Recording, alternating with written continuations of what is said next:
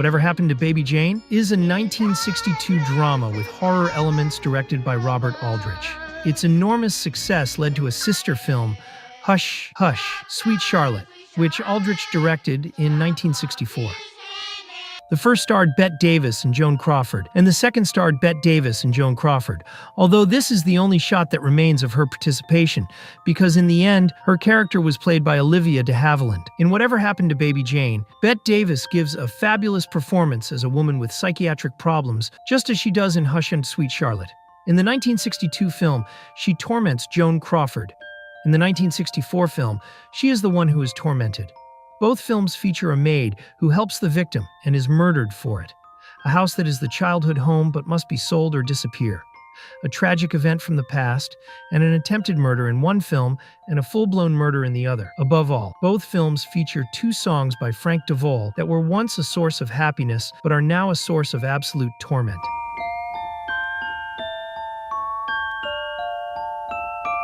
I've written a letter to Daddy.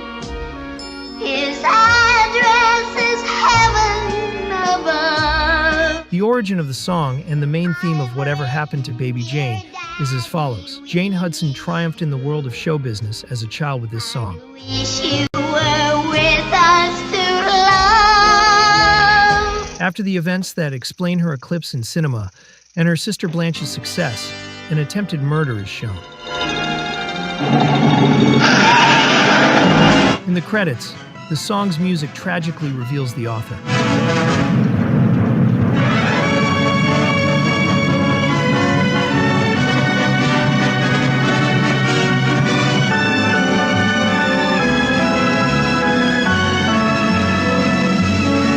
Linking the music to a lost past and a poisoned present. As it soon becomes clear that Blanche was the one who was run over.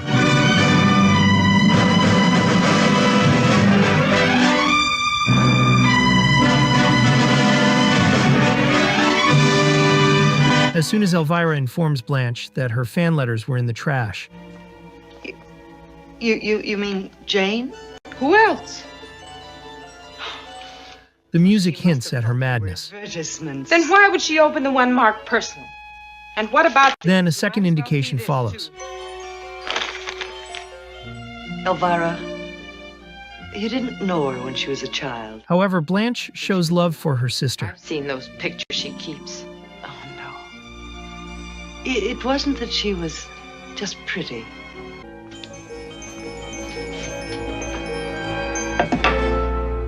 Jane's mental disturbance is repeatedly revealed through the music.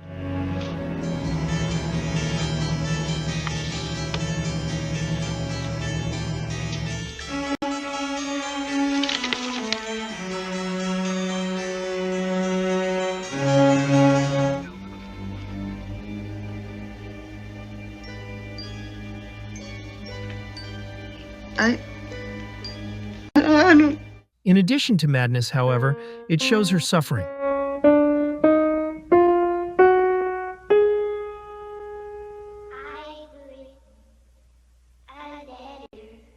To Daddy. His address is heaven above. The postman says that's best to do. Her anger. There are a whole lot of things I remember. And you never paid for this house. Baby Jane Hudson made the money that paid for this house. That's who. Her alienation. Mr. Flagg? Yes, I'm Edwin Flagg. This is evident in a now legendary scene in the history of cinema that is both pathetic and terrifying.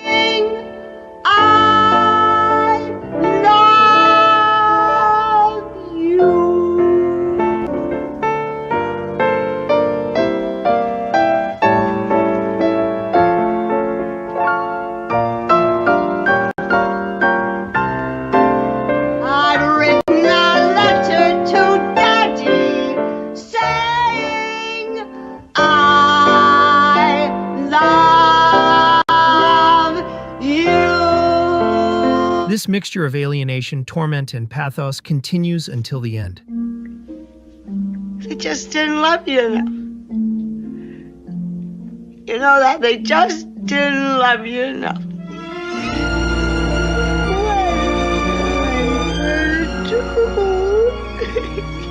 It's a genuine Baby Jane doll.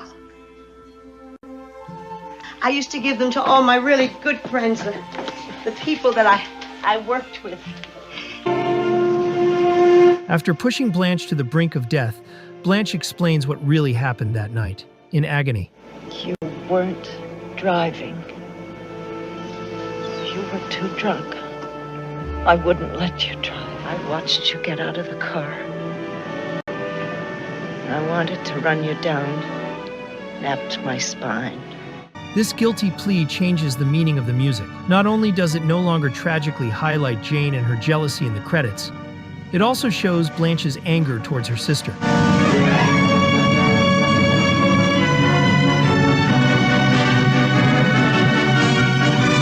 Consequently, all the music that plays when Blanche appears in the rest of the film highlights her remorse and sense of guilt. What about this? Brilliant. I'll see this too.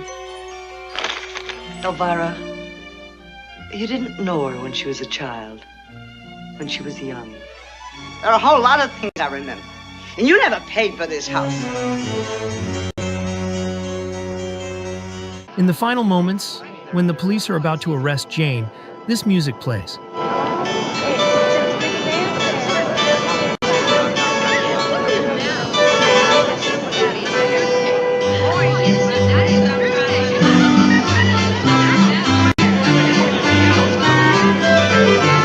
Why wasn't this played?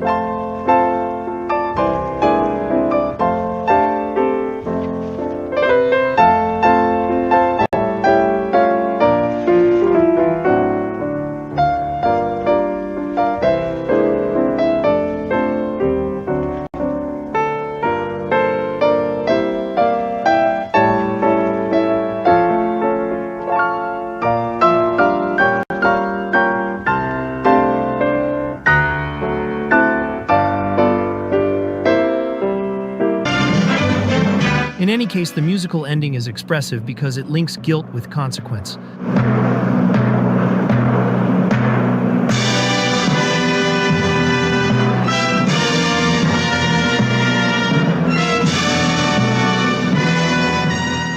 Hush, Hush, Sweet Charlotte follows a similar formula, but it is much simpler.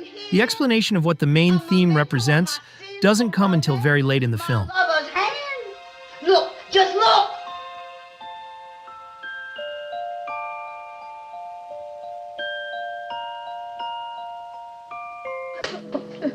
It's all I have left of him.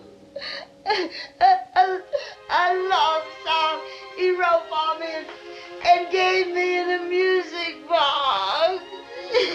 The music first appears when a child enters Charlotte's house and opens the music box.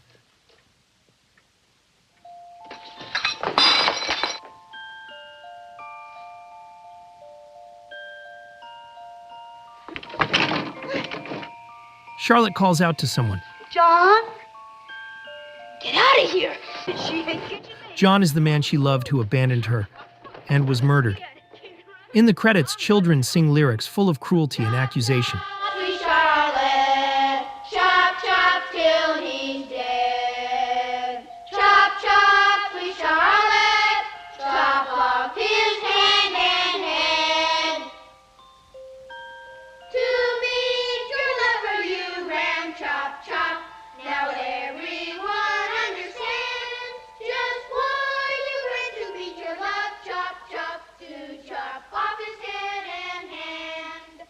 Chop, chop, sweet Charlotte, chop, chop till he's dead. Chop, chop,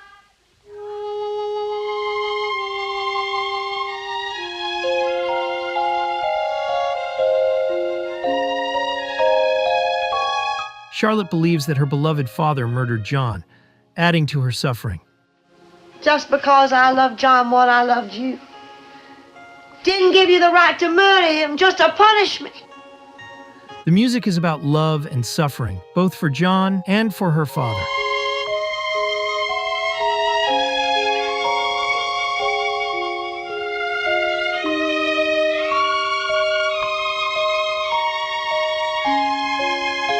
This music from the past is part of her bitter present. She has internalized it, and it torments her emotionally and psychologically. John never even...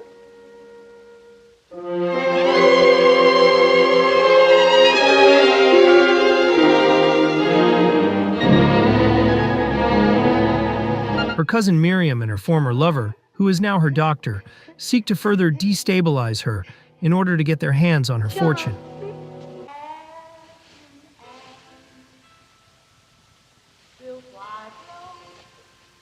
When Miriam hears Charlotte singing bitterly and desolately, John.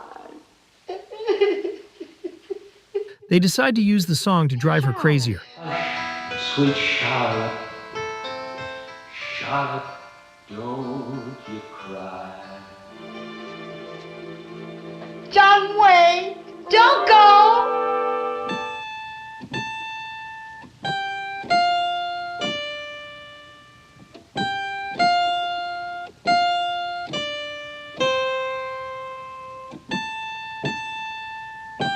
They succeed by delving into her pain, melancholy, and memory of her beloved.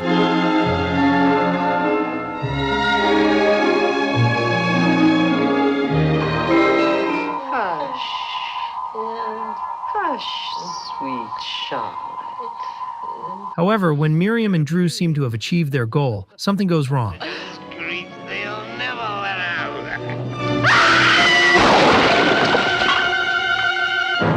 In the final scene, when Charlotte receives the confession note from John's wife, a beautiful harpsichord piece,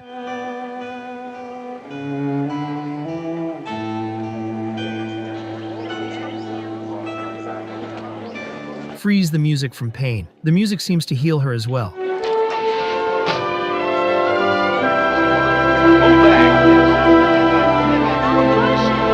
Get back over there.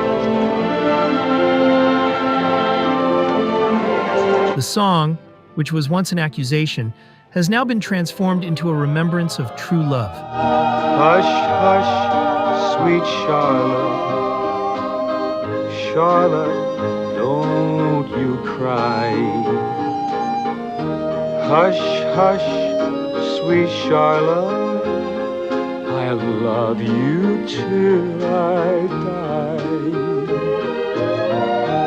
Hush, hush, sweet Charlotte, Charlotte,